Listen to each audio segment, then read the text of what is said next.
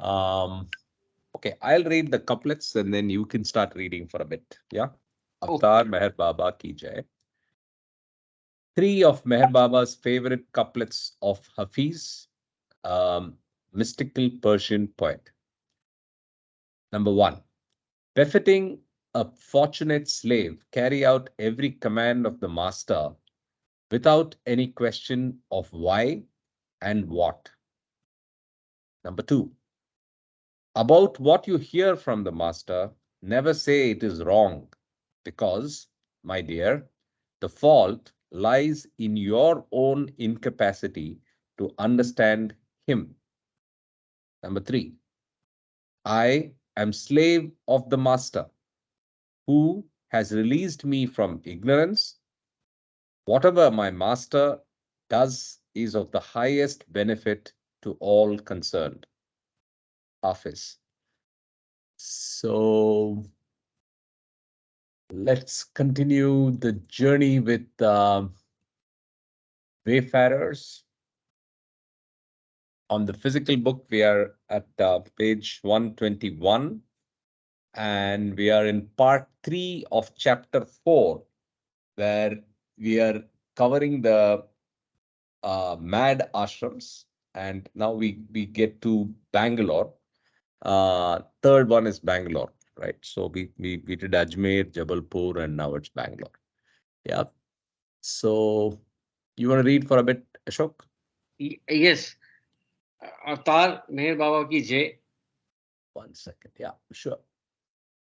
So, third, uh, Yeah. that's the third chapter or Third part of the fourth chapter. third part of the fourth chapter. Thank you for correcting and helping. Third part of the fourth chapter, Bangalore, October 1939 to the end of March 1940. In Bangalore, the torrent of Baba's energy was conducted along three principal external channels. The most conspicuous was the planning of the spiritual center at Bairamangla, and the other two were the daily supervision of the Mad Ashram and the Mast Ashram. And of these three, it seemed that the Mast Ashram was closest to Baba's heart. Bangalore, Bangalore lies upon a granite plateau about 3,000 feet above sea level. It is the administrative capital of the large and progressive state of Mysore and is a kind of garden city with parks and vistas, long avenues shaded by decorative trees, spacious houses, a cantonment scattered with barracks and sounding with bugles, bugles and rumble of military lorries, and a commercial city with busy lanes bordered by small white houses hugging each other in the sunlight. A large square white house that stood in a large square garden and overlooked the golf links, a house therefore known as the Links, was taken for Baba and his group of lady disciples. Baba and his party reached Bangalore early in 1939, and the Mast Ashram grew slowly so that one cannot say that it was born on a precise date. In the bigger houses in India, the servants' quarters are usually separate from the main house and are often built against the boundary wall of the back garden.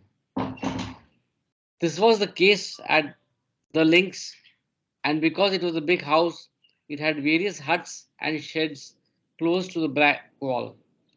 Baba chose one corner of the garden where there were a few sheds and a space, perhaps 30 yards square, was walled off with screens of tatya to make an enclosure that included these huts. A tiny cottage was also built here for Baba's use, a compact little house with stone floor and thatchwork walls and roofs through which the wind puffed and sighed. Such huts, when new as Baba was, are cool and have a fragrant odor. This hut was built initially so that Baba might sit fasting in seclusion for a certain period and later became invaluable as the pivot of the Mast ashram. Okay, there are two footnotes. Uh, Map reference E11. It's for Bangalore and Bairamangala. Yes, So yes. we'll just see it. Here's Bairamangala. I mean, here's Bangalore. Bairamangala is not even on the map, but it's on the outskirts of Bangalore on the way to Mysore. Exactly, exactly. Yeah. And not on the map, but there's some kilometers of Bangalore. Yes. Yeah. I have already mentioned that this ashram grew to maturity from a very inconspicuous beginning, and I will therefore skip over the unimportant details of its embryology, principally because no one now seems to remember much about them.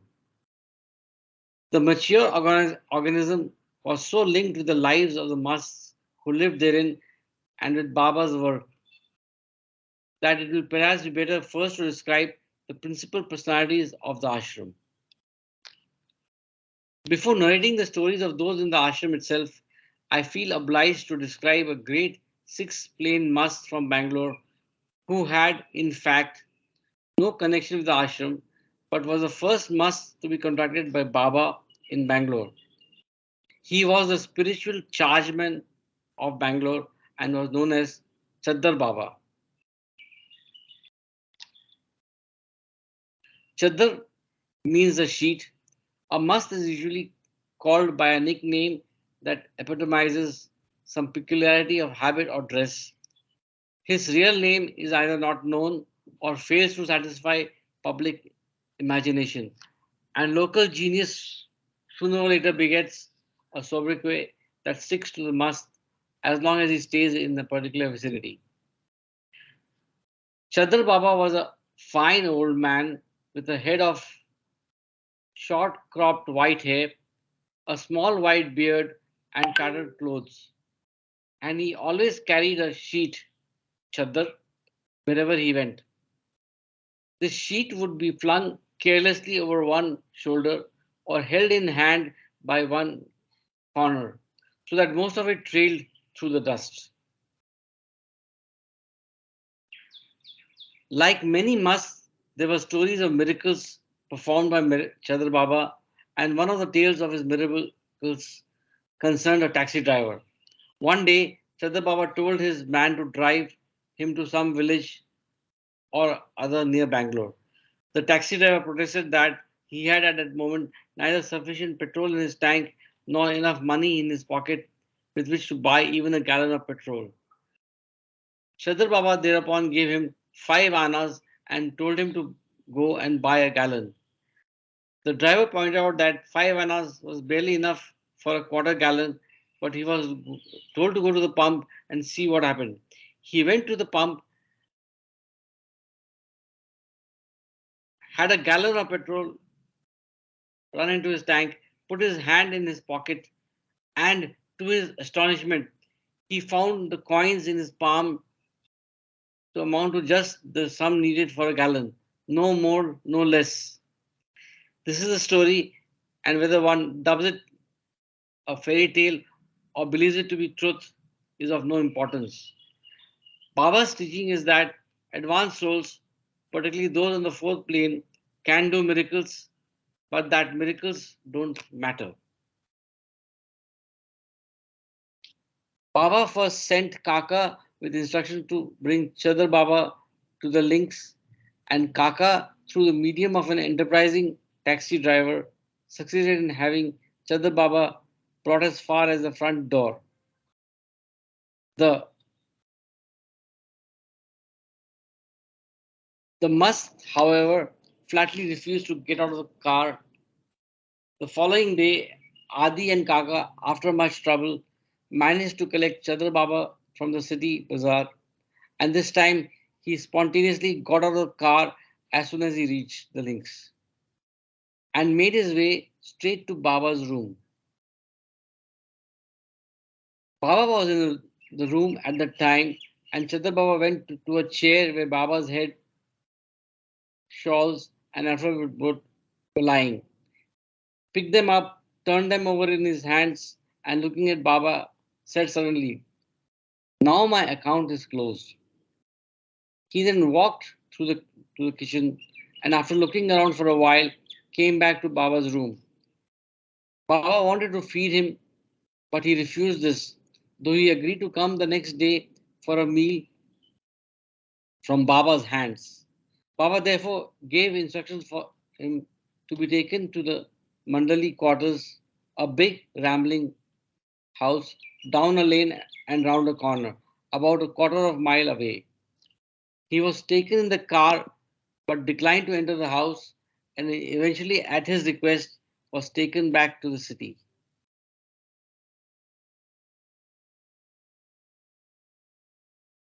The next day, Kaka went to him in the bazaar and asked him to come to the house.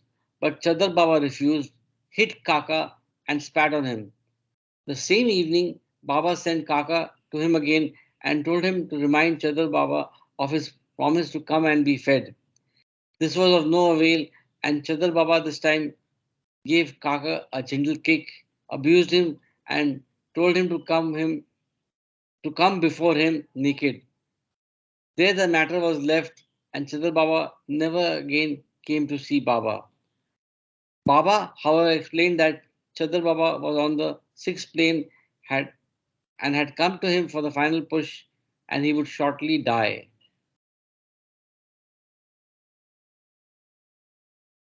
18 days later, Chadar Baba walked from the cantonment to the city and took a cup of tea from his favorite tea shop.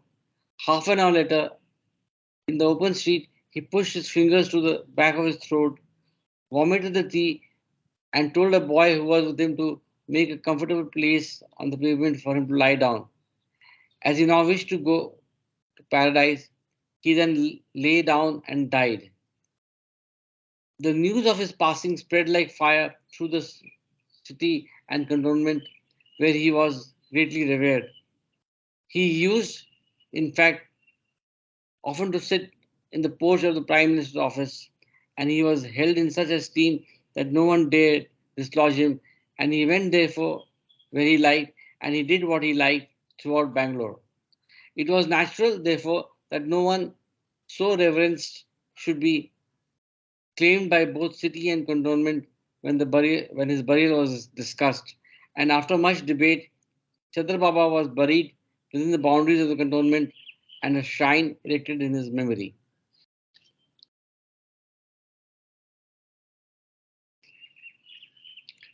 The two most important musts in Baba's ashram in Bangalore were Chatti Baba and Fulwala. Chatti Baba has already been described in another chapter, and there is therefore no need to recapitulate the sterling qualities of this fine old six-plane mast. Fulwala, flower man, was discovered by Vishwanath at Belgaum, and he wrote to Baba about him. Pendu and Neelu then went to Belgaum on Baba's instruction to bring Fulbala to Bangalore. A must such as Fulwala was not the sort of man who could easily be persuaded into doing other men's bidding. And Baba's two men, with the help of Vishwanath, trepanned him in the best detective novel tradition. They decoyed him into a taxi, and as soon as he settled into the back seat, Nilu climbed in and sat on one side and Pendu on the other. The doors were slammed, the engine started, and the party heed post haste to Bangalore.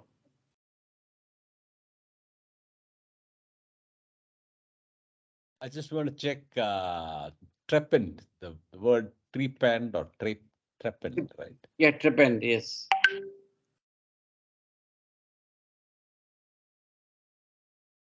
Shall I? Yeah, you can do it too. Okay. Trepanned, yeah, that's you got it. Uh, Trepanned. So past participle means no. Also trepanation making a verb. Did I get the spelling correct? It's trepanned. It's the Trepanned. the verb form. Verb, verb form. We are seeing the yeah, that's right. Past participle. Perforate A surgical intervention in which a hole is drilled or scraped into the human skull. So he's trying to use an analogical reference to trepanned. To use a trephine on the skull to remove a disc of cylindrical cone. trepanning is there. Just one sec. There's something called trepanning there also Here. in the earlier one. Yeah. What is trepanning? Trepanning is a process whereby one second. Yeah, this would be worth it. Can you see this? Yeah. What is Same thing. trepanning? Trepanning, which comes from the Greek word trepanon, meaning a device for boring holes, is the oldest known surgical procedure and possibly one of the most grim. Shall we go back and read what in this context? Yeah, it's basically getting him into the car and surgically getting him home. Full wala. Right? Anyway, you can read it again as well. It's more of a comparative or a Analogical reference. analogical reference. Yes. We can continue actually. Okay. Full wala. Fulwala. Okay. Fulwala was a typical Jalali mast of the sixth plane.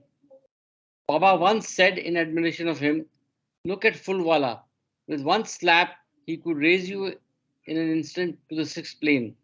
He was a dramatic looking man with deep reddish brown hair, bronze skin, and a look of almost intolerable ecstasy in his eyes, as if the ecstasy might shatter his body into 1,000 fragments at any moment.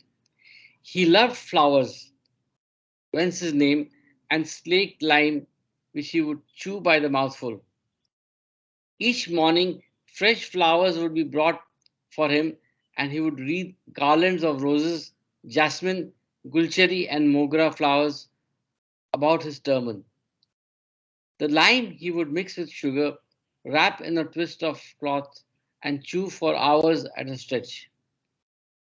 His manner and voice were formidable and compelling, and he gave orders with a regal command that seemed to brook no disobedience and made people afraid of him. He had a frightening gesture with a man and flinging out his arm with a sudden jerk so that his index finger pointed menacingly but a few inches from the man's eyes.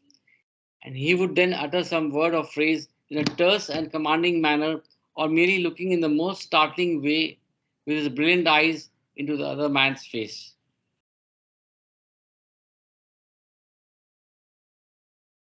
He tied bits of old rag around his legs, feet, toes, wrists, and fingers, a habit that is common to many musts.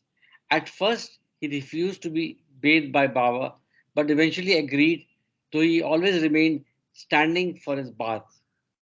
He also declined to be shaved, but one day he demanded a razor blade from Everett and shaved his own chin with the naked blade. So there is a map reference C10. That's for Belgaum. We'll see it in a bit. Yeah, and note for Westerners, these are This is Mogra. yeah, mogra, yes. These are fragrant flowers commonly used for making garlands. You want to So here is Belgaum, right there. yes. C10. C10. Yeah. So what is Mogra? I thought Mogra was jasmine. It's not. A mocha is a white flower. Uh-huh. I don't know its English translation. Sorry. And you can look it up. Yeah, jasmine it says, right? Arabian jasmine. So it's Arabian jasmine. It's a type of jasmine. Okay. Yeah, type of jasmine, yes. That's what I thought. I thought it was jasmine. All right. Okay. Yeah, it is used in garland. Yeah. Okay. The photograph of.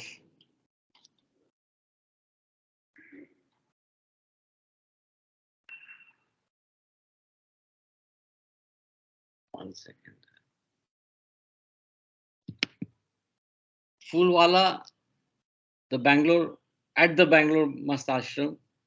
He's chewing slaked lime wrapped in a piece of cloth. Note the pieces of cloth around his right foot. Fulwala wearing flowers. This photo was taken in pure light and poor light, but it shows something of Fulwala's ecstatic look.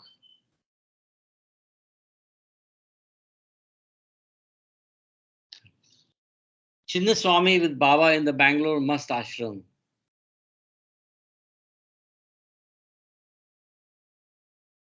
Baba with Shariat Khan in the Bangalore Mast Ashram.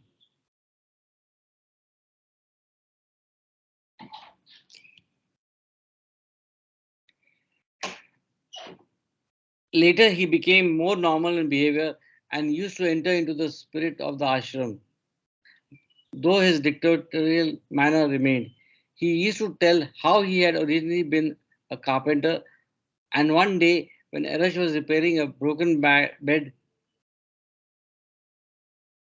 Furwala demanded the tools and mended the bed in such a way that Arash was convinced that he must once really have been a professional carpenter.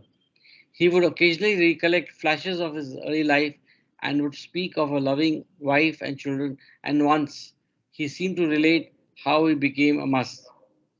He was apparently sitting one day in a coffee shop when someone gave him a cup of coffee, and at the moment of sipping from the cup, something must have happened, for in his narration of the incident, he suddenly stopped and stared as if he had been thenceforth lost to the world.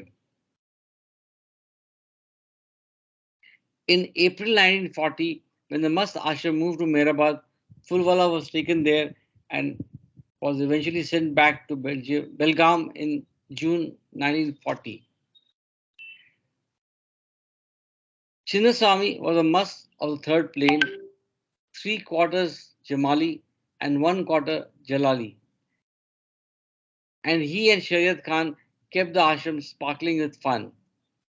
Baba first contacted Chinnaswamy in Trivandrum in January 1940 and liked him so much that he brought him back to the Bangalore ashram. He was a thin old man with a face like a macaco monkey, a very dark skin, and he had a passion for chewing pan, so that his mouth was usually brimming with luscious red saliva. He drank his tea hotter than anyone else could bear, and when he smoked, he would often put the burning end of his cigarette in his mouth, and having smoked a cigarette to finish, he would extinguish it by masticating the burning stuff. Wow. Some idiosyncrasies. Yeah. He was a great lover of music and would No, often. no, in an alley. Oh, sorry. Uh, in an alley behind one of the huts, there was an electric transmission pole with defective insulation. Everyone else used to steer clear of this pole, which gave an unpleasant electric shock. But Chinnaswamy would hug the pole with both hands and dance around it as if he were having no end of a time. He was a great lover of music and would often sing and dance. For the diversion of the mass, a singer used to entertain them for 2 or 3 hours each day. And at such times, Chinnaswamy would disport himself in wild and grotesque dances, and in the midst of dancing would sometimes soar into a spiritual ecstasy and fall senseless to the ground. He had therefore to be watched, lest in falling he might break the fragile bones of his old body. At such times, Baba would remind the Mandali of Khwaja Moinuddin Chishti of Ajmer, who used to plunge into ecstasy in the midst of a dance. This is a Sufi tradition, I think. And the Yeah. map reference D13. Yeah, we already saw it, right? That was Belgaum, or what was it? The Trivandrum. Okay, we did see it.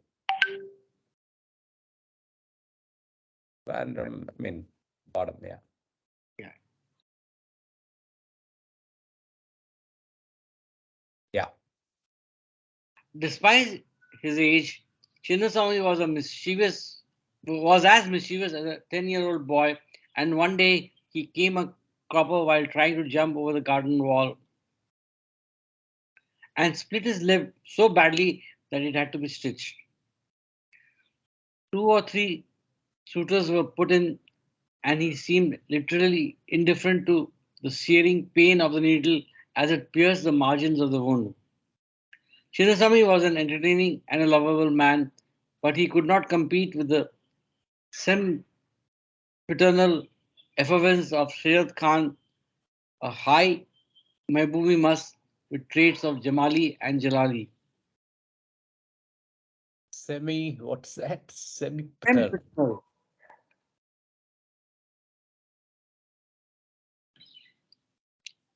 As you had observed, our vocabulary is definitely going to be expanded. Well, I may not remember all the words. Sempiternal. Okay. We'll have to listen to this recording again. Yeah.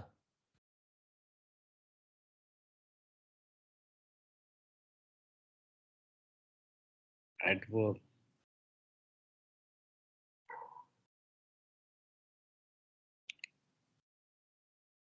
You want me to read? Yeah, I'm trying to find the meaning. Where is the meaning?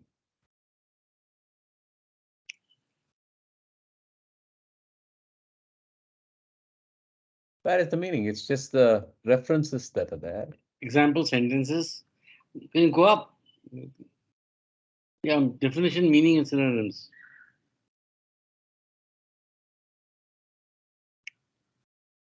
Okay. Sempiternally. When something is sempiternal, it seems that it's been around forever, like the rise and fall of the tide on the beach or your love for chocolate. Having no known beginning and presumably no end. I think that's a better thing. Having no known beginning and presumably no end. Sempiternal. Okay. So Chinnaswamy was an entertaining and lovable man, but he could not compete with the sempiternal effervescence of Shariat Khan. Okay. All right. Over to you. Shariat Khan. Shariat Khan was first contacted in northwestern Mysore at Chikmagalur, a charming little town in which you raise your eyes from sunny streets to green, forest clad hills that surge up behind the town. He was brought back to the Bangalore ashram. He and Chinnaswamy, between them, kept the ashram as lively as a sparkling mountain brook.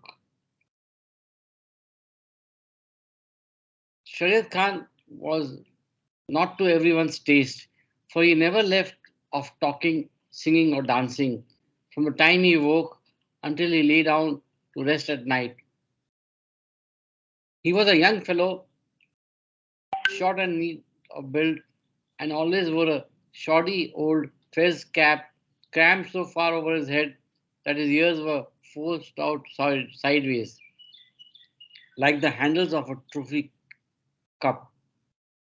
His favorite hobby was to talk, talk, and talk, a strange, inane, non-stop babble of words and phrases that chased each other out of his mouth like the disordered flight of leaves on a windy autumn day.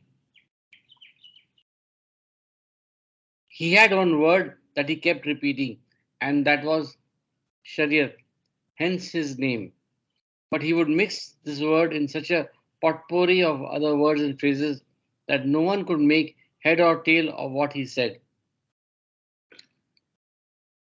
Thus, when he was brought from Chikmagalur, he was asked his name, to which he replied Shariat, and later he explained that he had 9 lakhs of wives and 9 lakhs of children. And when asked where they all were, the answer again was in Shariat.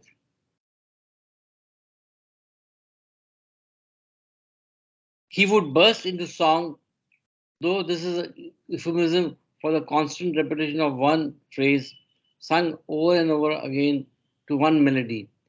He also loved to dance and would tie bells on his ankles and whirl about singing and capering in a spirited way. He was docile and affectionate and was almost perpetually in a good mood.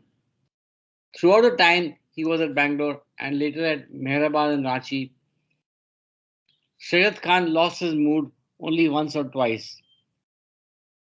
There were a few inmates, but they were of duller and more sober texture, and those interested are referred to the supplement in the Bangalore for their description. Map reference D12. Chikmagalur. There it is. Yeah. How far from Bangalore? Maybe about 200, 250. Oh. The ashram itself had two focal centers. The thatched hut where the Masts would gather round Baba once a day to listen to the songs of a professional singer, and the Mast Hotel. This hotel was a refreshment booth where the Masts would be served with tea, cigarettes, beedies, and pan whenever they asked for them. It was constructed with diligent negligence, everything a trifle awry, with low roof, crooked pillars, and limping tables and benches, and was so planned and executed to make the Masts feel themselves in the sort of mean and wretched tea shop that they normally like to frequent. Such tea shops are common enough in most Indian cities, and the idea behind this hotel was to give the Masts as much recompense as possible for the restriction of their freedom while in the ashram. Here, after all, Baba introduced a new rhythm into the lives of the Masts, and in order to make their adaptation easier, Baba did all he could to gratify their idiosyncrasies, and the Mast Hotel was one of their chief sources of enjoyment.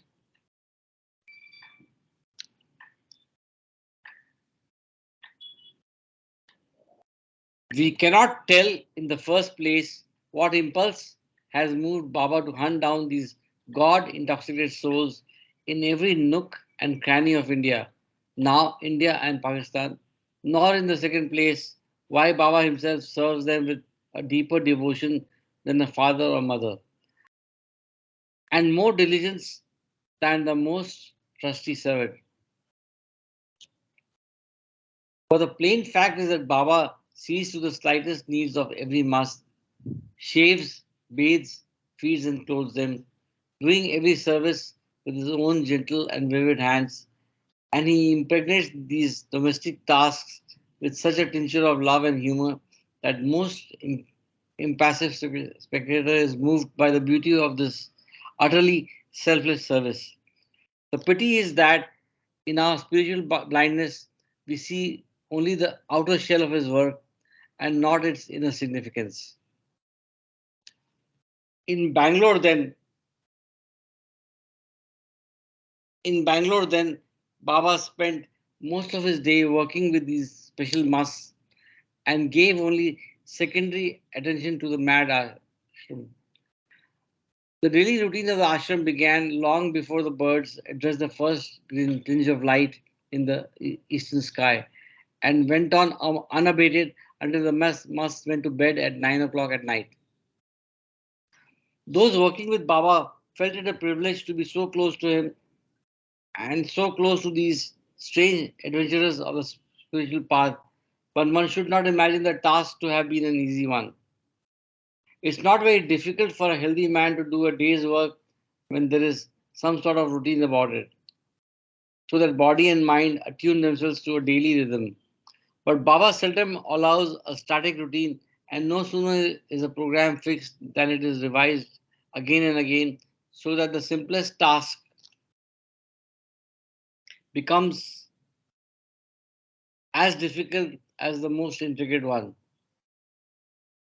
These factors make service in such a ashram a great test of character, and the must who must be given everything they ask as soon as they ask for it do not make the work any easier.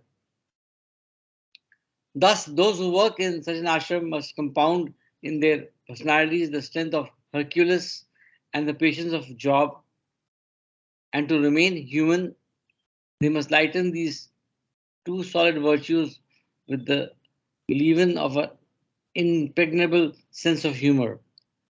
For without these three qualities, they are likely to fight a losing battle against the sheer dead weight of their physical shortcomings, and particularly perhaps against the cyclones of their emotional reactions.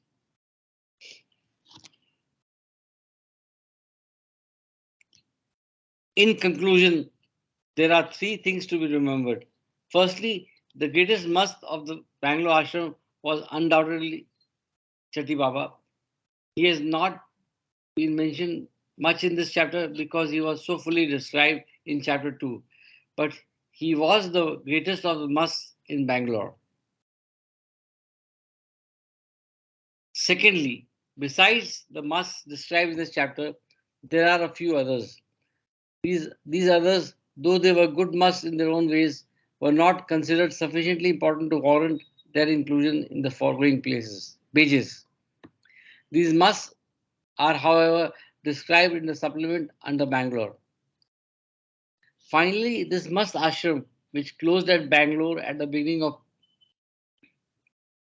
April 1940, opened again at Mehrabad when Baba arrived here in May, and the next session of this chapter deals briefly with this second phase.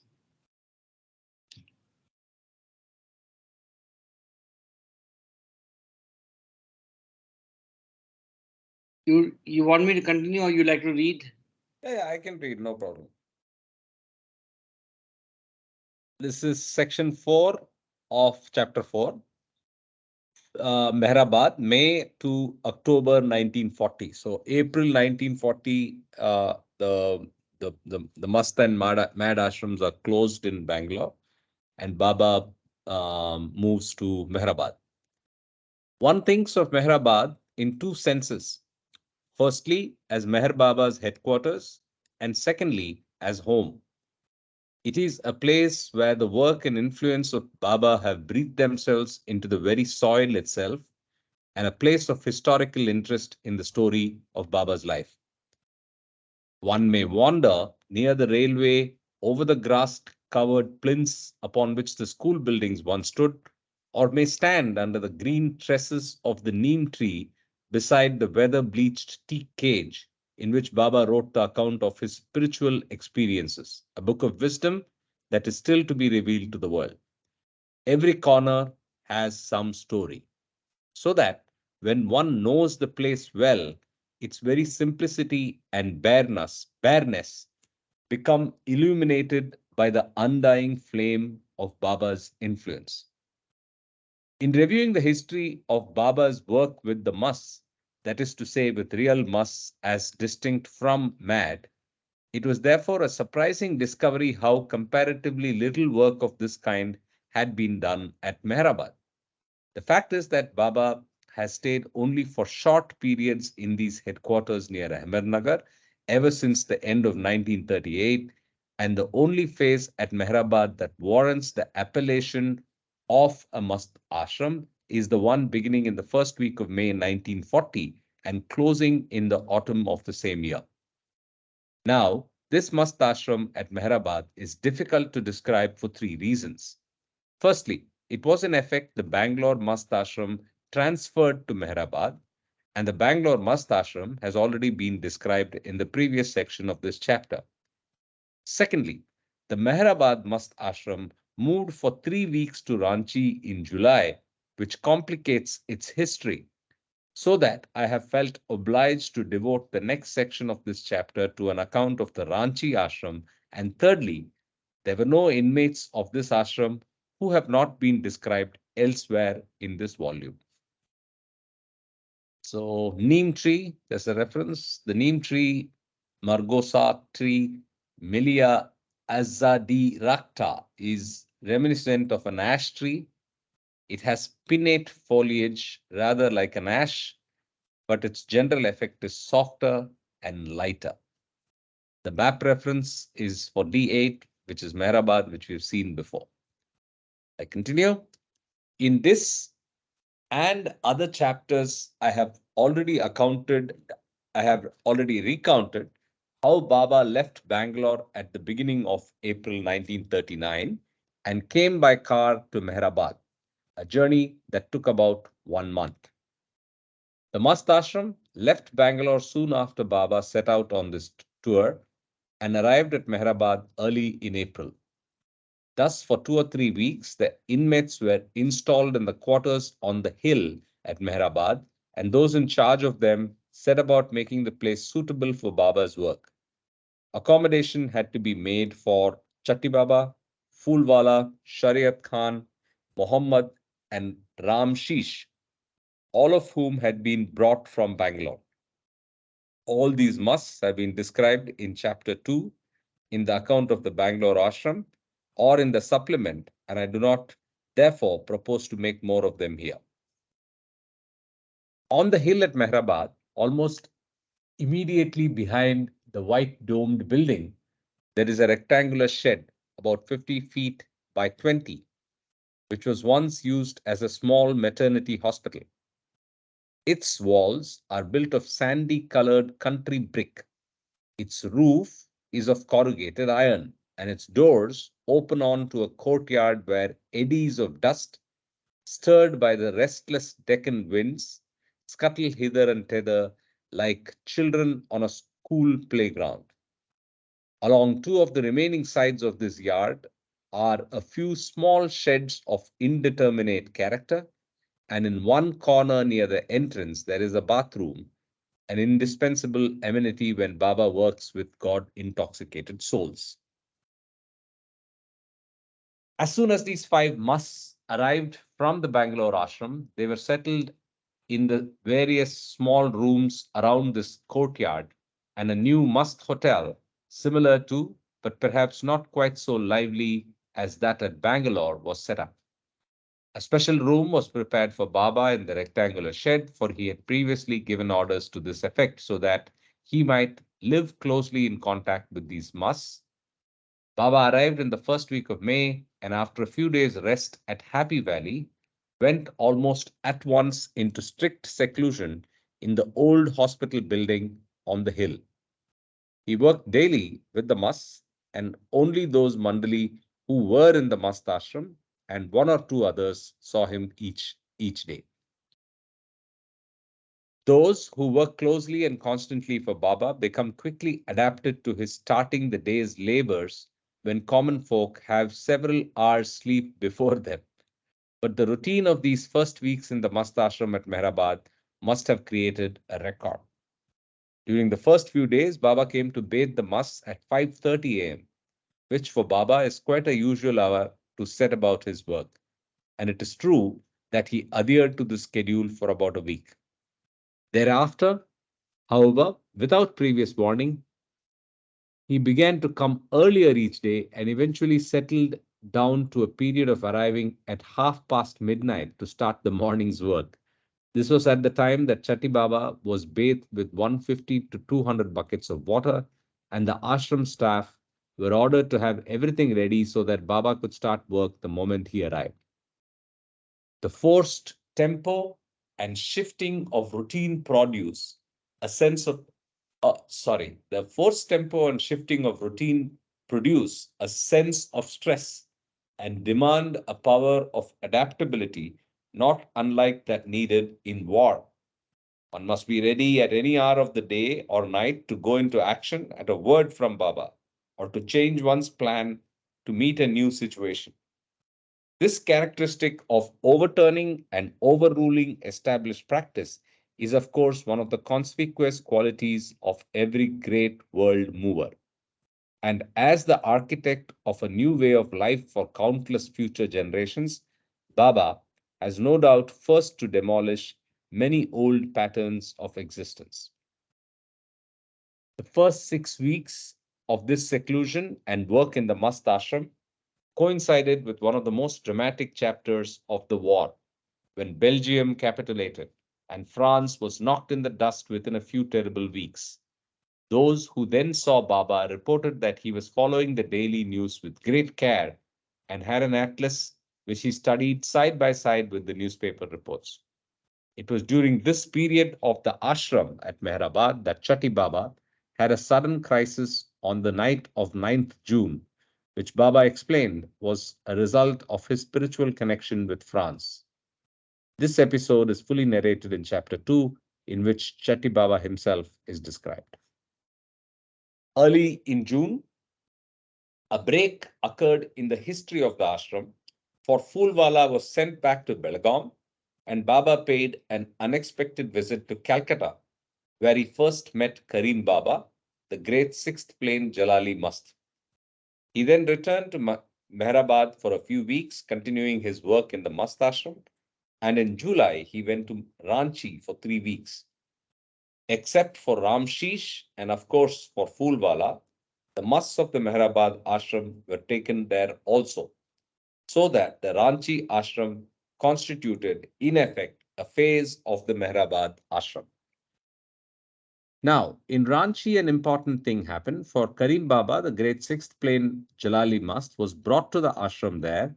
And so at the end of July, when Baba and the inmates of the Ranchi ashram returned to Mehrabad, this great mast came too. The Mandali anticipated that Karim Baba would be kept for several months and were therefore surprised when he was sent back to Calcutta after a sojourn of only 2 weeks at Mehrabad. Karim Baba was a Jalali Mast and was perhaps a potential physical menace, and it was probably for this reason that he was placed in a special cage-like room, a feature that contributed to one's anxiety when in the presence of Karim Baba, apart from the piercing brilliance of his eyes, was the length of his fingernails, for one felt that he might have inflicted disastrous damage by a sudden jab with these ferocious looking talons. On the evidence of Baba's own statement, we have learned that a must's moods have an important bearing on his usefulness for Baba's work, and one imagines a genuine Jalali type to be the most difficult of all in this respect. Living at close quarters with a Jalali must is, to exaggerate the point a little, rather like living on the slopes of an active volcano. Wow. By the middle of August, then, Karim Baba was sent away, and Baba now had only Chatti Baba, Shariat Khan, and Muhammad. Ram Sheesh, who had been installed in the Mast ashram in May, began to be difficult in sundry ways, and after about 2 weeks, he had been transferred to the Mad ashram. He was, in any case, a must of no special merit and was certainly not commensurate with the others. After Karim Baba left, Arjun, the long-haired, long-nailed must from the Mad ashram, one of the few real musts of this old ashram, was brought up the hill, and he stayed with Baba until the ashram was disbanded in October. It was at this period in the autumn of 1940 that the closing phases of the Mad ashram and the Mast ashram converged, and for a few short weeks, the remaining inmates of the Mad ashram were brought up the hill and were housed with Chatti Baba, Shariat Khan, Muhammad, and Arjun. This was a Saint Martin's summer for them, an unexpected gift of the sunshine of Baba's daily presence before they were finally sent back to their homes. It is unfortunately not easy to give a vivid account of the work of the Mehrabad Mast ashram because Baba was almost constantly in seclusion at that time. Very few saw what was going on, and there seems to have been no very memorable episode after Karim Baba went away. The details of the closing of this ashram are not distinct in anyone's memory, perhaps because the inmates were sent home one by one at irregular intervals, until only Chetty Baba and Muhammad remained. Baba's intimate interest was now concentrated almost exclusively on Chetty Baba, and it therefore became clear that this great six-plane must was the only one who mattered. The impression of the paramount value of Chatti Baba was confirmed when Baba moved to Ceylon at the beginning of November 1940, and from that time forth until September 1941, this great must was constantly in Baba's intimate contact. Apart from the refreshing tonic of the arrival of Karim Baba, the Mehrabad Mast Ashram was really a continuation of the Bangalore Mast Ashram, and the center at Ranchi, which connected the two phases of the Mehrabad Ashram like a hyphen, was in fact nothing more than the Mehrabad Ashram transferred for a few weeks to the small hill station on the Bihar plateau. If we review this ashram in a still broader context, we find that its gradual dispersal in the autumn of 1940 marked the final phase of the special must work that Baba began a year earlier in Bangalore in September 1939, but it also marked something more than that. For the reader will find that the next must ashram was not established until Baba came to Mahabaleshwar in 1946, a giant's leap of 6 years. The Mehrabad ashram was, therefore, the last of the important early must ashrams, and within a few months of its closing, as we shall see in a later chapter, Baba began the work of his great must tours.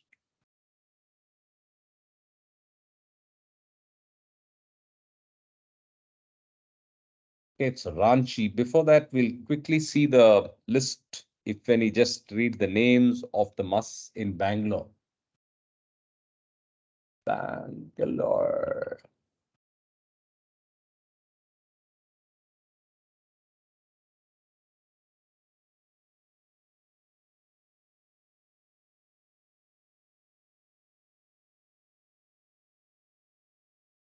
So we had Chandar Baba, whom we read about, Chatti Baba, whom we read about, Chinnaswamy, of course, we read.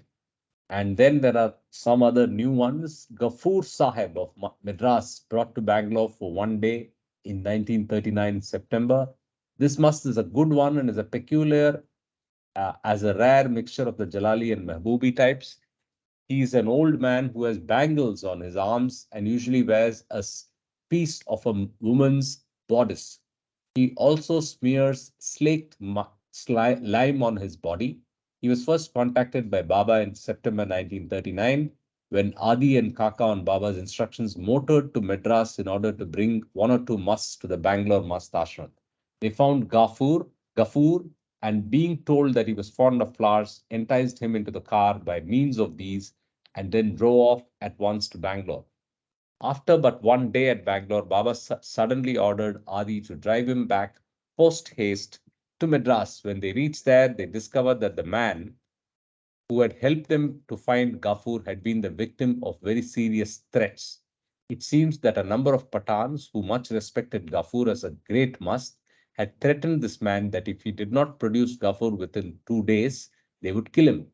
Adi and Kaka arrived with Ghafoor before this threat was put into effect, and one can almost hear the cry of relief that the anxious man must have uttered when Ghafoor was brought back so unexpectedly. The Pathans who had uttered these threats were also repentant. In short, all was well that ended well. The Mas was contacted again by Baba in Madras itself in 1948. Then there's Muhammad, Fulwala, and Ramshish, who were mentioned already. We have to read about Shariat. Shariat also was covered, right? Shariat Khan is the guy who had a lakh wives, 9 lakh wives and 9 lakh children. Yes, yes, okay. Yeah. He was covered, Bangalore. Yeah, he's mentioned here. Entertaining and advanced Mehboobi must. Yusuf is the last, arrived in the Bangalore Mast Ashram along with Chatti Baba, sent back to Trichinopoli. He was picked up in Trichinopoli, where he was first contacted by Baba and was brought to the Bangalore ashram, where he stayed until March 1940, when he was taken back to Trichinopoli.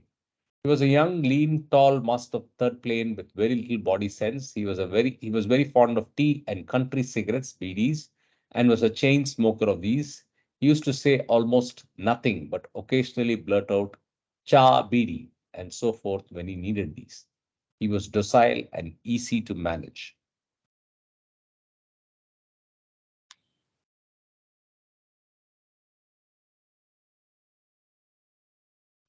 Just one more observation, Karthik. It's interesting that the period covered in this Wayfarers is up to now is the period when we are having the Second World War, Just starting of the Second World War, yes, 1939 to 1945.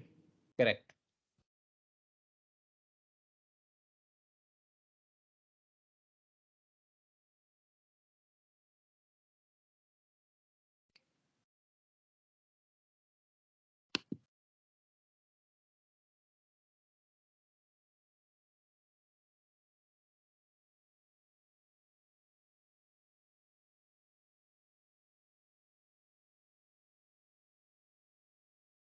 So Mehrabad doesn't have a reference, I think.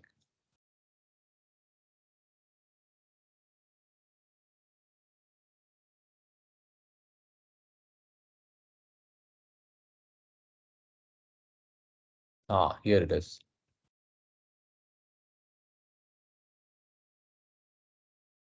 Oh, but this is all 1943 May, so we'll come back to it later. The 1939 is just that 6 months with a break in Ranchi, like Baba, Donkins mentions. Okay, let's get back. This is Ranchi.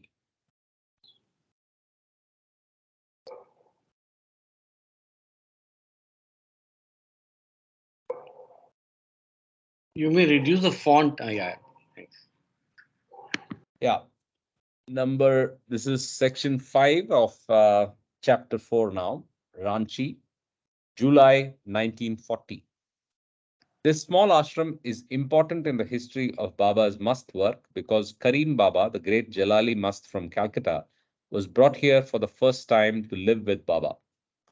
Ranchi lies on a granite plateau about 2,000 feet above sea level, and the emerald patchwork pattern of rice fields is broken by clumps of trees and occasional bosses of granite. The house taken for Baba's stay, although it belonged to a Rani, was one of these half-forgotten places that are either open in the are which that are neither in the open country nor in the town itself. Its front faced a road, and its back garden petered out into the rank weeds at the edge of a rice field. The only redeeming feature was a boss of clean granite about 100 feet high, immediately to one side of the garden, which gave a sense of something unusual to an environment that was otherwise not particularly interesting. The main house was of somber red brick, and the mandali and the muss, for want of other space, were crowded into a block of diminutive little rooms in a corner of the garden. There were only 4 mosques in the Ranchi ashram, and 3 of these were brought from Mehrabad with the party. Firstly, there was the incomparable Chatti Baba, that jewel of an old must, who has been fully described elsewhere. In addition, there were Shariat Khan and Muhammad. Shariat Khan was indubitably good company for 1 or 2 hours, and after that he began to tell on one's nerves. He chattered and nattered, a babble of cheerful nonsense for most of the day, and when tired of talking, he danced and sang. But his refrain was a bizarre repetition of one phrase, sung to one melody over and over again. To add to this cacophony, Mohammed would ape Shariat Khan's singing, but he sang every note just out of tune, and this barbarous duet would perpetuate itself from wall to echoing wall of the small courtyard, about which were set the 7 tiny rooms in which Baba, the Mandali, the Mas, and the servants were all crowded together. I've already explained that the dominant figure of the Ranchi ashram was Karim Baba. The superb Jalali mast has been described in chapter 2. And we'll see Ranchi, it's the Bihar plateau.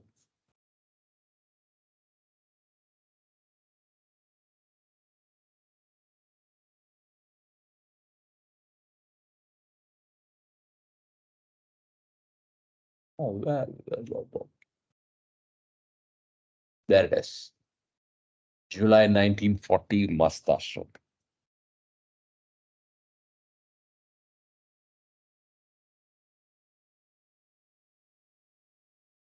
Okay.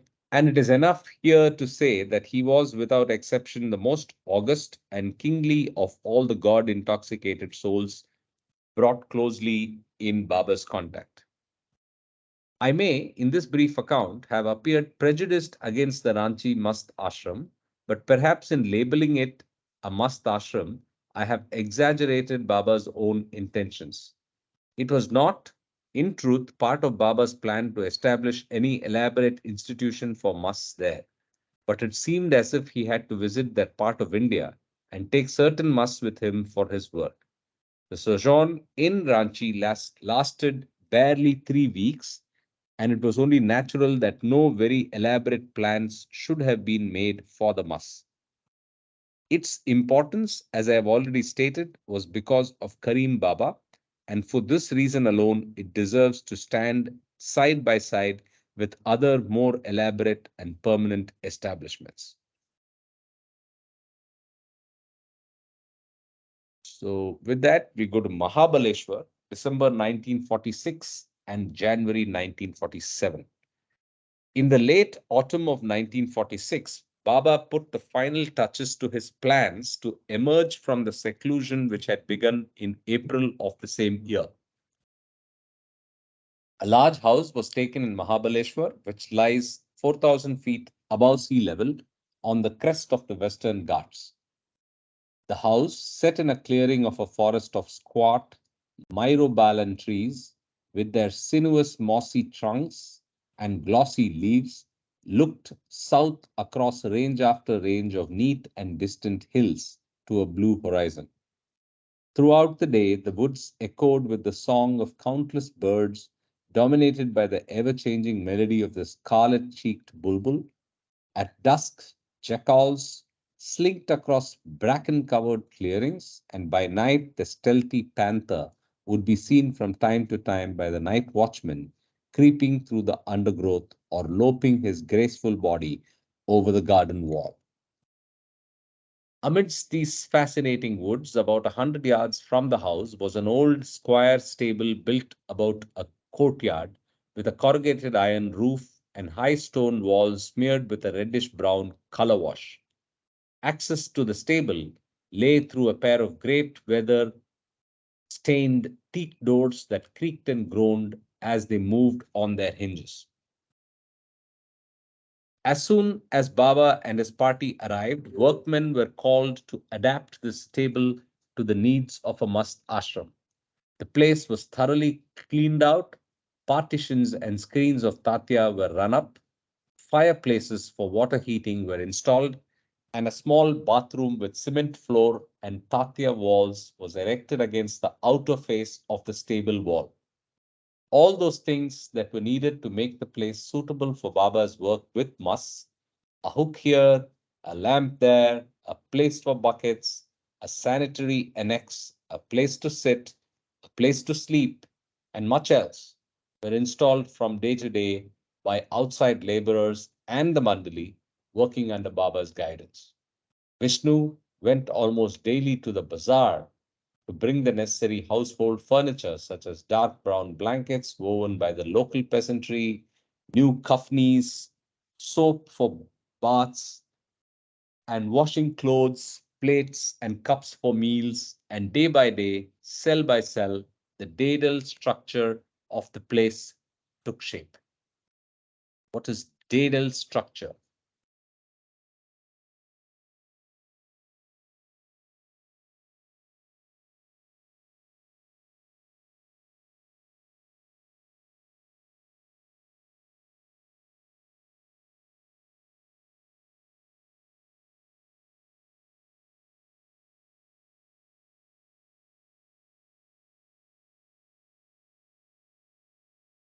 skillful, artistic, intricate, adorned with many things. So daedal structure. So delicate structure is what is being referred.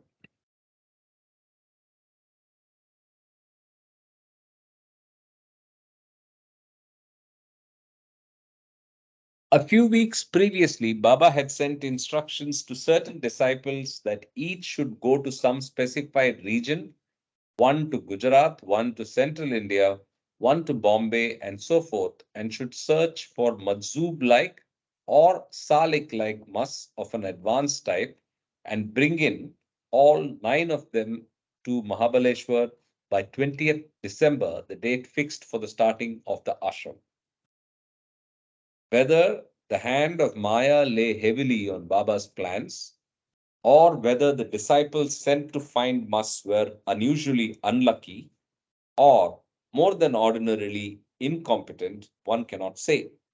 But the labors of almost everyone were barren.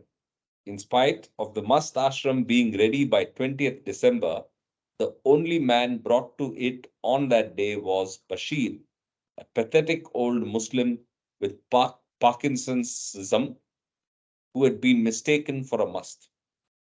Not unnaturally, therefore, there was an atmosphere of depression about the place, and Baba called a conference to discuss the next step.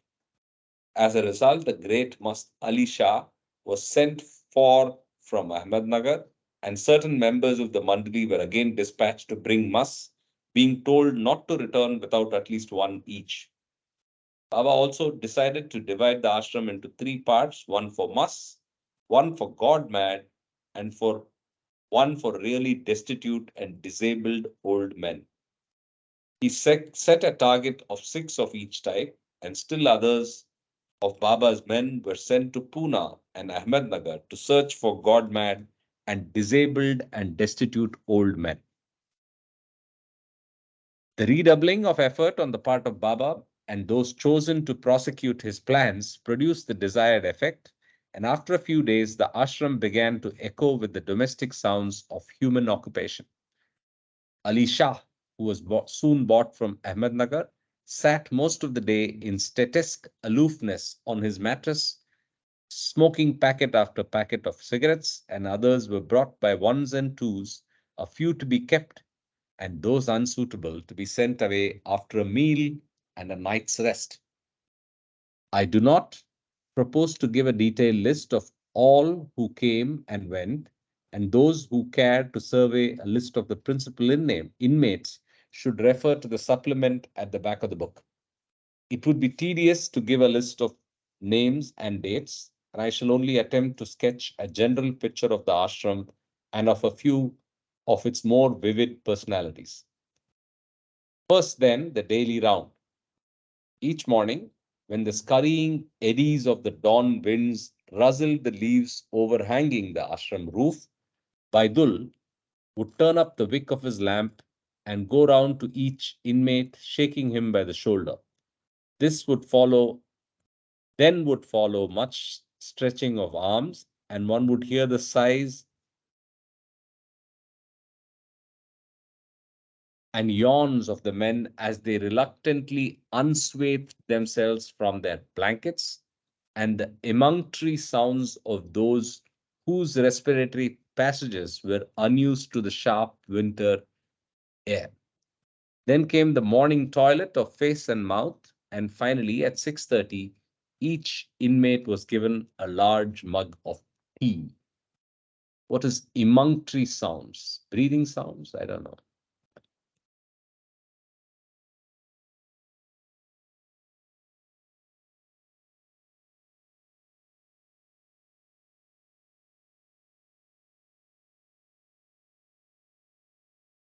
Organ or ducts with the physiological function that involves draining or removing. Okay, so morning roll.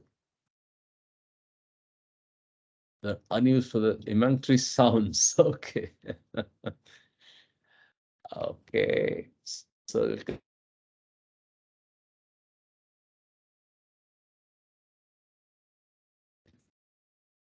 Vaidul was in charge of the ashram for the first 2 weeks, and he was then sent out by Baba for other work. After Baidul went away, the ashram was under the combined management of Kaka and Behram Shah Jasawala.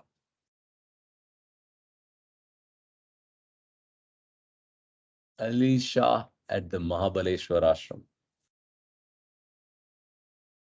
He looks grand. Absolutely. And Baba, of course, always looks grand. He looks grand as well as royal. Yeah.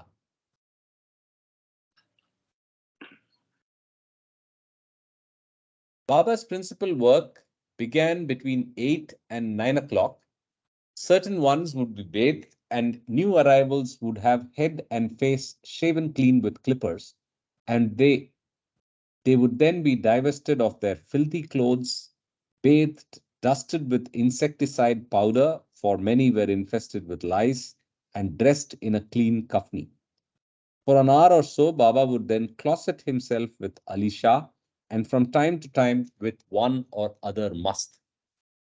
During these silent conferences, the massive doors of the stable would be closed while the ashram staff remained outside. At about 11 a.m., one or two servants, beset by an odor of spices with vessels of aluminium or hand beaten copper balanced on their heads, would bring lunch to the door of the ashram. Baidul or anyone there would help array these vessels in a shady corner near the door of the ashram, and a pile of aluminium plates would be placed close by. Baba, emerging from his silent conference, would then sit on a low stool and distribute the food onto each plate. Ali Shah was always fed individually by Baba about an hour earlier, and at the time of the general meal, Baba would sometimes feed one or other special must with his own hands. The god mad and destitute normally looked after themselves at meals and squatted in a row in the stable courtyard, some silently eating, some uttering strange soliloquies, and some prating with their neighbors. After lunch, a few of the old men would warm their wasted tissues in the winter sunlight. Some would retire to their blankets for a siesta, and others sit about in any shady or sunny spot that took their fancy. The Mus and Godmad would follow suit, sleeping, smoking, or chatting, and until tea was served at 2 p.m., they were at leisure to follow the bent of their inclinations. Baba usually came for sitting with one or more must at about 3 in the afternoon and would be busy seeing to their physical or spiritual needs for 1 or 2 hours. After an early supper between 5 and 6 o'clock, which was also usually served by Baba himself, the inmates were again at liberty to please themselves, and they seemed happy enough to sit about doing anything or nothing. Many of them, particularly the god mad and Mus, smoking uninterruptedly, wrapped in their thoughts. It was demonstrably a simple daily round, with the comfort, cleanliness, and nourishment of the inmates seen to by Baba and those in charge of the ashram. Of the far reaching and innermost effects of these daily contacts, one may perhaps say only this, that the outer help given and received served merely as scaffolding for some invisible edifice whose design was known only to Baba, the master builder. Of the inmates, I have already explained that they were divided into three categories: mus, god mad, and destitute aged, and that they came and went according to their suitability or depending on their willingness to stay. Some professional beggars were brought because they were old and decrepit, but with their restless parasitic natures, they were usually unwilling to stay and were indeed also not suitable for Baba's work.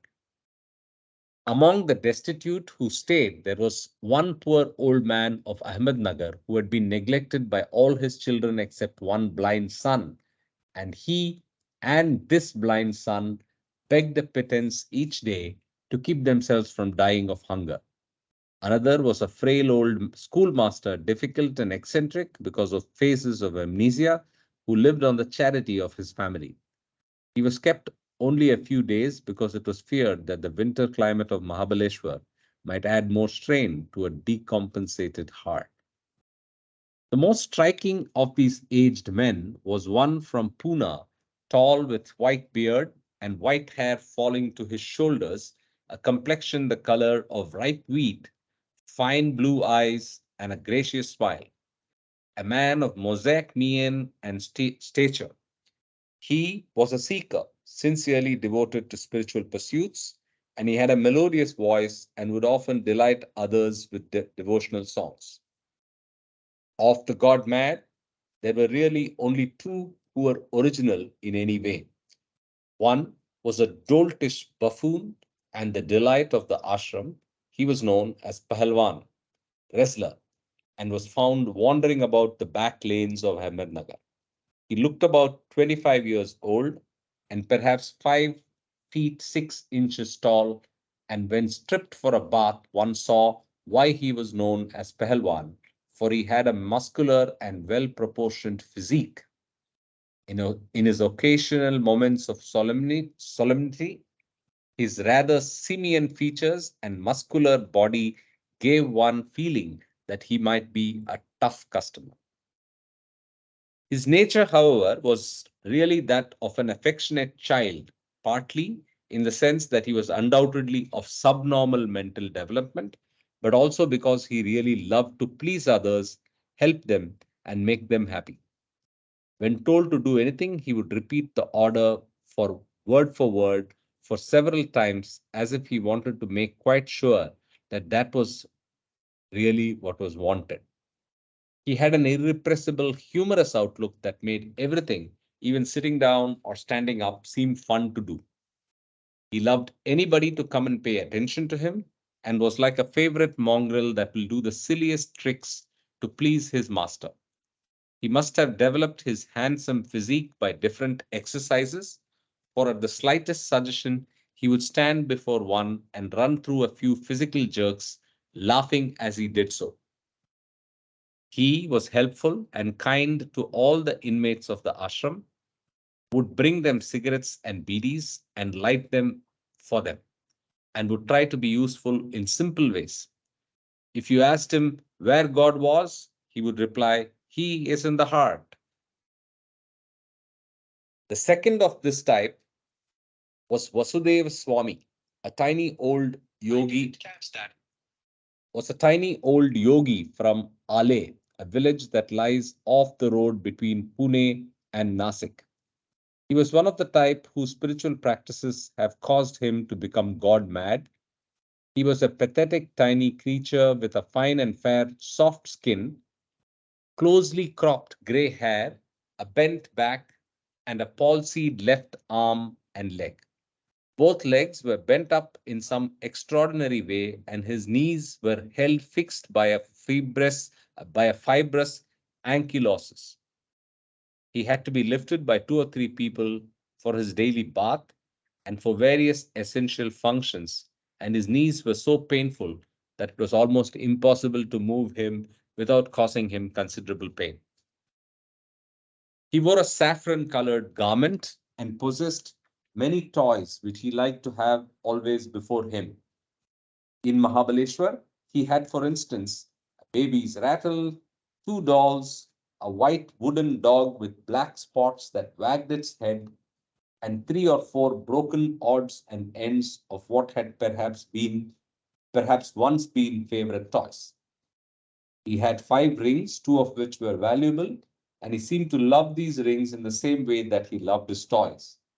He spoke always in Marathi in a rather plaintive voice, and his topics would veer from his immediate physical needs to quotations from the Shastras. His bedding, which was brought to him from Ale, was scrupulously clean and of good quality, and it was obvious that his own village folk loved and cared for him. He never lay down, but when he slept, bent his curved back a little more still and drooped forward onto a pillow in so awkward a way that one wondered how he slept at all. He was so small, so frail, and obviously suffered so much from the limitations of his damaged body that no one of any sensibility could look at him without a feeling of compassion. He was kept only 3 or 4 days at Mahabaleshwar because it was thought unwise to expose him to the winter climate here when he obviously had so little physical stamina. Of the Masts, perhaps Dhondi Bua was the most interesting. He was bought from Vai, a charming country town of fair size on the banks of the Krishna River at the foot of the eastern scarp of the Mahabaleshwar Hills. He was about 50 years old with grey hair, clipped short, a fair, rather pink complexion, and deep set, kindly eyes that shone in the way that eyes shine when someone smiles. But through his eyes had the light of a smile in them. His face did not follow suit. His face had a rapt and slightly puzzled look. There were fine wrinkles over his forehead, across which would flit a frown from time to time, like a flurry of wind over a lake, and there were delicate crow's feet at the corners of his eyes.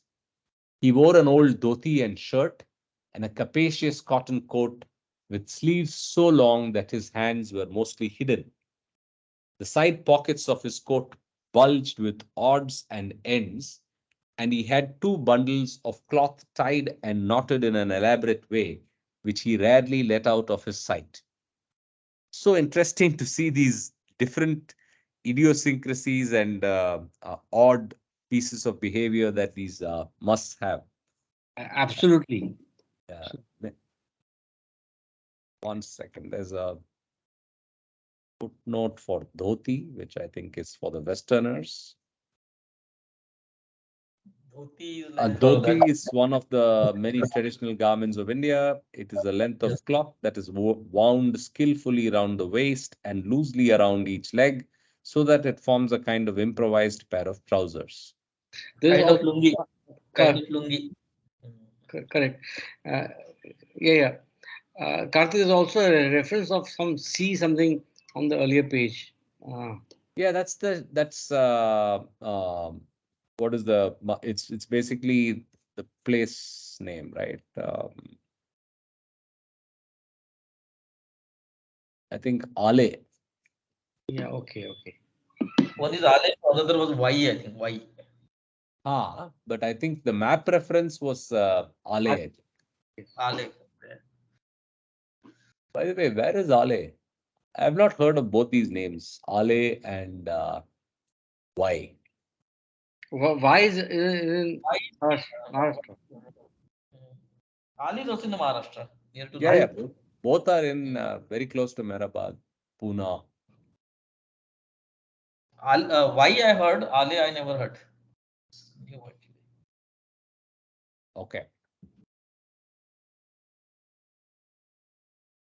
Ale near Jamgaon, Ale. So between Pune and Bombay, roughly.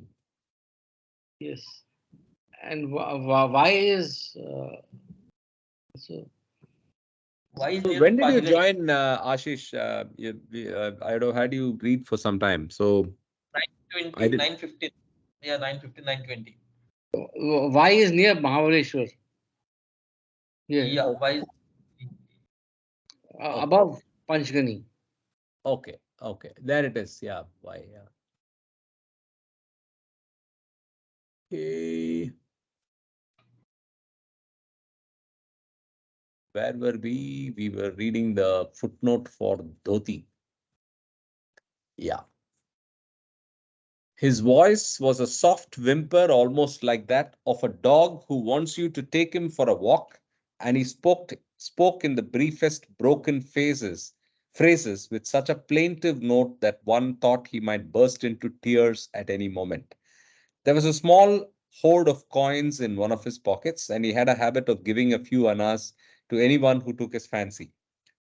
He had the gestures of a Jamali must and would make odd signs with his hands. His most his most conspicuous habit was to touch the ground with one or both hands, bending down to do so, and thereafter putting both hands together, he would touch his forehead. He would touch not only the ground in this way, but any object that happened to be in his way. His usual great gentleness was occasionally broken by fits of quite unexpected anger. He seemed particularly to dislike being told to do things by the boys working in the ashram, and once or twice threw stones at them so that they began to be afraid of him. With adults and the mandali, he would be difficult in a childlike way, but was never truculent to this extreme. Baba explained that Dhondi Bua was on the fifth plane and that he was on the verge of entering a Majzoob-like state. He was not altogether happy at Mahabaleshwar and kept asking to go back to Y. He stayed about 3 weeks and was then sent back to his hometown. He seems to have spent most of his life in Y and was previously a peon, commissioner in some government department office there. If Dondi Bua, apart from his occasional outbursts of temper, was timid and apologetic, Kabir was his antithesis. Kabir was the sort of man one could never forget. He had the loudest and most raucous laugh one had ever heard. 20 or 30 times a day, his cacophonous cachinnation would echo through the woods and must, one should have, one thought, have scared the birds and beasts for half a mile around. He had originally been in Pandharpur, and Masa had brought him to Baba in Mehrabad for one day in August 1940. In 1947, he was brought to Mahabaleshwar from Kurduvadi, not far from Pandharpur. When he first set foot in the ashram, he inspired one with some misgivings, for he had a very swarthy skin, was almost naked, and his head was covered with a tousled thatch of thick black hair. In addition, he kept opening his large mouth, showing 2 rows of ugly yellow teeth, throwing back his head and uttering this terrible laugh. He used to live in the cremation ground in Pandharpur and was said to eat the incinerated remains of corpses there. So the reader will understand that one could not look at him without a feeling that his outlook on life, to say the least, must differ from one's own. There was a word which I think means laughing, but we can just see it.